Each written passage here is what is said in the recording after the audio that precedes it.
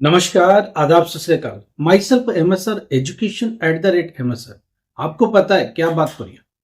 हर दिन एक नए टॉपिक पर बात होती है। जो रिलेवेंट मुद्दा होता है उस पर डिबेट करते हैं, डिस्कशन करते हैं, बात रखते हैं और जो नई खबरें होती हैं वो आपके साथ शेयर की जाती है।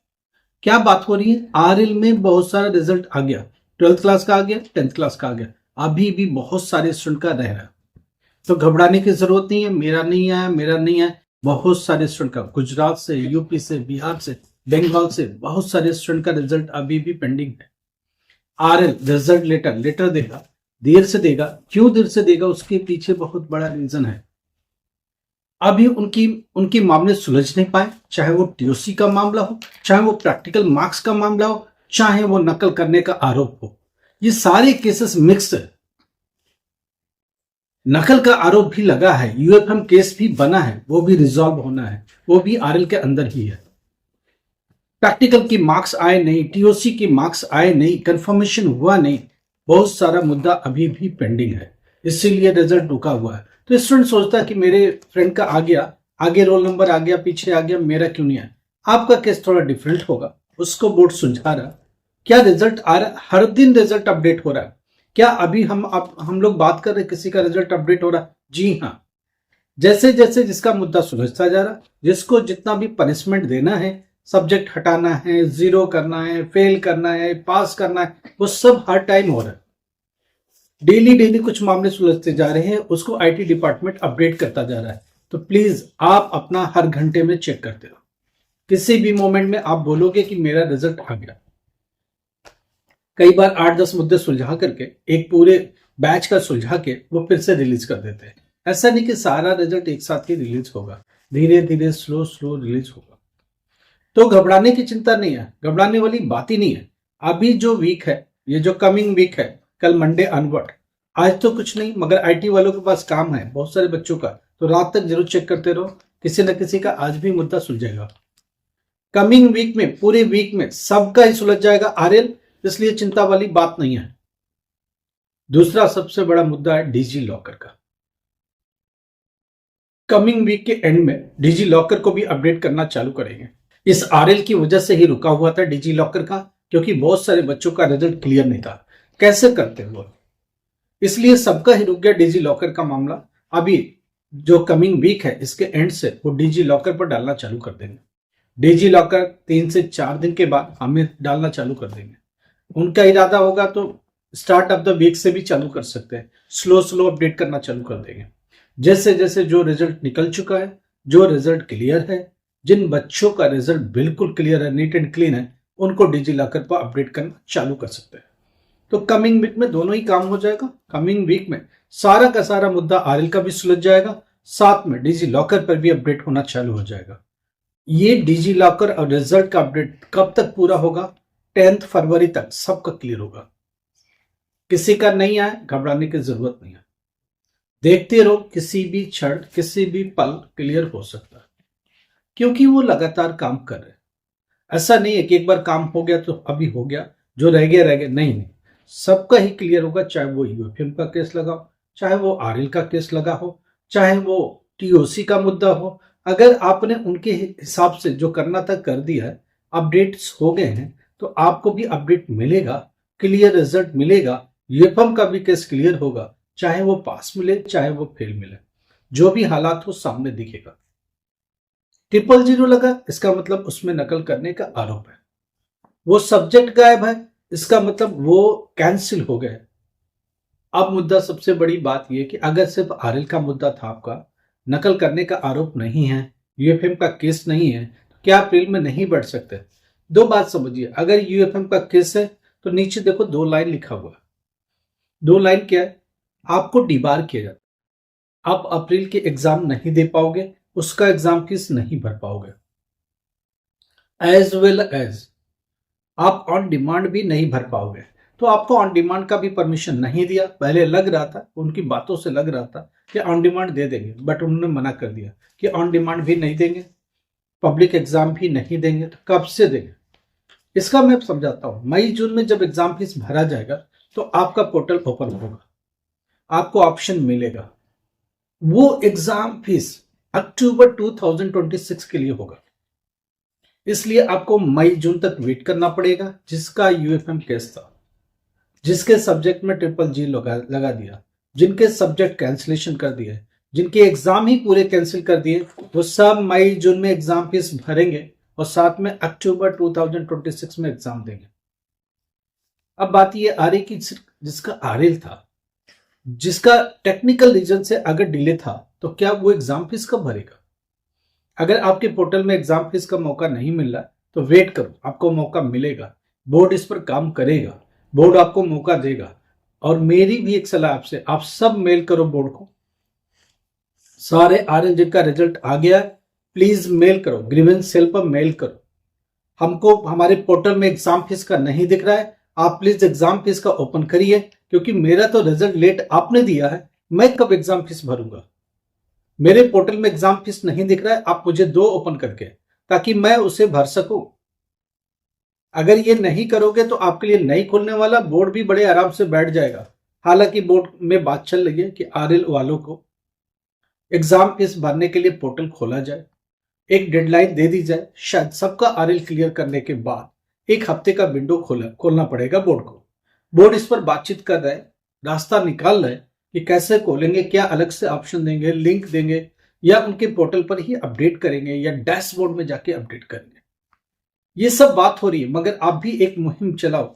आप सब भी मेल करो ग्रीवेंस सेल में कि मेरा आरएल था, लेट रिजल्ट आपने दिया, एग्जाम फीस भरने का मौका नहीं दे रहे हो, हमारे डैशबोर्ड पर ऑप्शन नहीं दे रहे हो, हमारा तो यूएफएम नहीं है, तो हम क्या करें? क्या हमें भी अप्रैल में बैठने का मौका नहीं दोगे? ये आप पूछो उनसे, समझो उनसे और क्लियर करो। ऑप्शन इसलिए जल्दी करेगा बोर्ड, कुछ ना कुछ बेहतर करने की कोशिश करेगा, क्विक सोचेगा, क्योंकि आप उन्हें थोड़े पैनिक करो, आप उन्हें थोड़े प्रेशर में डालो। तो आपका भी दायित्व यह है कि आप उनको बोलो कि मेरा आरएल की वजह से लेट आपने रिजल्ट दिया है, मेरे लिए ऑप्शन तो दो एग्जाम फीस भरने का।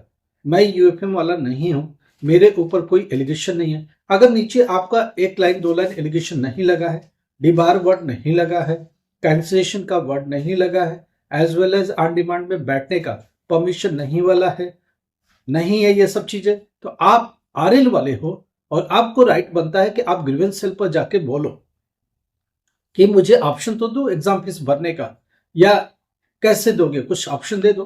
तो बोर्ड इसके ऊपर सोचने को मजबूर होगा, ऑप्शन निकालने को मजबूर होगा, कुछ ना कुछ ऑप्शन आपको जरूर दे। कुछ और भी बातें करनी है। ये हो गया आरएल का मुद्दा। डिजी लॉकर की भी बात होगी, जो कमिंग वीक है इसमें डिजी लॉकर भी अपडेट होना चालू होगा। आरएल की वजह से रोक दिया था, शुरू किया था बहुत पहले, आरएल की वजह से रोक दिया। ये जो कमिंग वीक है इसमें डिजी लॉकर का भी होगा, और सारे आरएल 10 फरवरी तक क्लियर करने का इरादा है। सारा डिजी लॉकर अपडेट 10 फरवरी तक करने का इरादा है। जो पहले पास हुए वो 15 फरवरी से हार्ड कॉपी भी रिसीव करेंगे, मगर जिनका आरएल से अभी क्लियर हुआ वो फरवरी एंड में जाके हार्ड कॉपी ले पाएंगे। हार्ड कॉपी मार्कशीट कम सर्टिफिकेट, माइग्रेशन कम ट्रांसफर सर्टिफिकेट, ये दोनों डॉक्यूमेंट्स आपको मिलेंगे। कहां से? आपको एआई सेंटर जाना पड़ेगा, स्टडी सेंटर जाना पड़ेगा, जो आई कार्ड में नीचे लिखा रहता है स्कूल, वहां जाना पड़ेगा, वहां से जाके रिसीव करना पड़ेगा। बोर्ड पहले वहीं भेजेगा, आपको डायरेक्ट नहीं देगा, आपको देने का कोई मतलब नहीं है। तो वहां से जाके रिसीव 15 फरवरी ऑनवर्ड अपने एआई के टच में रहना, स्टडी सेंटर के टच में रहना, उनसे लगातार बातचीत करते रहना, वहीं जाके आपको रिसीव करना पड़ेगा। अब बात करते हैं अप्रैल एग्जामिनेशन की। आई होप आपने एग्जामिनेशन फीस भर दिया होगा। टीएमए के डेट्स 31 जनवरी थे, उससे एक्सटेंड कर दिया गया, फरवरी भी दे दिया गया। तो एक चीज समझिए कि फरवरी में भी अभी टीएमए का डेट है, घबराने की जरूरत नहीं है। अगर टीएमए नहीं भर पा रहे हो, आप हम लोगों से हेल्प लो, हम लोग आपकी मदद करने को तैयार हैं, टीएमए में सपोर्ट करने को तैयार है। अप्रैल एग्जामिनेशन के लिए जा रहे, कुछ प्रॉब्लम समझ में आ रही, आप हम लोगों से बात करो। आप लगातार फेल हो रहे हो, 9th 10th क्लास में, 9th क्लास फेल होके बैठे हो, 11th क्लास फेल होके बैठे हो, क्या करें, कौन से बोर्ड में जाए? एनआईओसी एक ऐसा बोर्ड है जिसमें 10th क्लास डायरेक्ट आने का मौका है, 12th क्लास भी डायरेक्ट आने का मौका है, बशर्ते कि 10th पास हो। अगर आपने कर लिया है चलो 12th क्लास, आप सोचते हो कि मुझे पायलट बनना है, कौन से सब्जेक्ट करना पड़ेगा? आप सोचते हैं मुझे डी फार्मा करना है, बी फार्मा करना है, नीट में जाना है, तो साइंस सब्जेक्ट लाना पड़ेगा। क्या फिजिक्स केमिस्ट्री बायोलॉजी का कॉम्बिनेशन होगा या फिजिक्स केमिस्ट्री मैथमेटिक्स का कॉम्बिनेशन होगा? हम लोग उससे बात करो। आप 2 साल 3 साल से पास नहीं हो पा रहे हो, हम लोगों से बात करो। 12th क्लास क्लियर नहीं किया, बहुत सारे आपका सर्टेन एज पर पहुंच गए, अभी प्रमोशन में जरूरत आ रही है, आगे होता तो क्या प्रमोट हो जाते हैं, ये सब बातें आ रही हैं। क्या करें? एक सर्टेन एज के बाद आप पढ़ नहीं पा रहे हो, आपके एजुकेशन बीच में ब्रेक हो गया तो आप रास्ता नहीं निकाल पा रहे हो, हम लोगों से बात करो। नंबर नीचे और ऊपर दोनों चल रहा है, आप नंबर पिक करो, उस नंबर पर कॉल करो, व्हाट्सएप पर मैसेज करो, हम लोग रास्ता निकालेंगे और कुछ ना कुछ बेहतर रास्ता आपको देंगे। तो ये सब चीजें हम लोगों के साथ संपर्क करने से ही होगा। हमारी डेडिकेटेड टीम आपकी प्रॉब्लम को सुनेगी, समझेगी, देखेगी क्या बेहतर रास्ता होगा। एडमिशन कौन से सब्जेक्ट के साथ जाना है, कौन सा सेंटर एआई सेंटर लेना है, क्या सब्जेक्ट बदलने की जरूरत है, फ्रेश एडमिशन की जरूरत है, प्रैक्टिकल में सपोर्ट, असाइनमेंट में सपोर्ट, थियरी एग्जाम में सपोर्ट कैसे मिलेगा। हमारी टीम एक स्पेशल मैकेनिज्म तैयार करेगी, गारंटेड बैच में डालेगी, ऑफलाइन मोड ऑनलाइन मोड जैसे भी करना होगा करेगी, और आपके साथ मिलकर आपकी पहले काउंसलिंग करेगी, प्रॉब्लम को सुनेगी, उसमें जितनी भी प्रॉब्लम्स उनको रेक्टिफाई करने की कोशिश करेगी, बेस्ट वे सर्च करेगी, क्या बेहतर हो सकता है कि आप 100% पास हो जाए, क्लियर हो जाए और आपका रास्ता क्लियर हो जाए। हमारी टीम एंड तक चलती रहेगी जब तक कि आप क्लियर नहीं होते, चाहे वो 10th क्लास का मामला हो, 12th क्लास का मामला हो, या अलग से कोई सब्जेक्ट करवाने की जरूरत हो, पायलट लाइसेंस की जरूरत हो, उसके बाद डी फार्मा बी फार्मा में या नीट के लिए सुटेबल सब्जेक्ट की जरूरत हो, ये सारी बात होगी। एक और भी बात है, ग्रेजुएशन, अगर आपने ग्रेजुएशन बीच में छोड़ दिया तो क्या करें? हम लोगों ने बहुत सारी यूनिवर्सिटी को अपने साथ अलाइन किया है।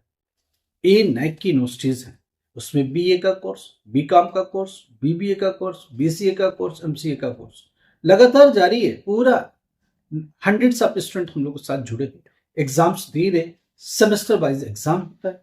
अपार कार्ड को पहले डेप कार्ड के साथ लिंक होगा, जो कि यूजीसी के लिए मैंडेटरी है।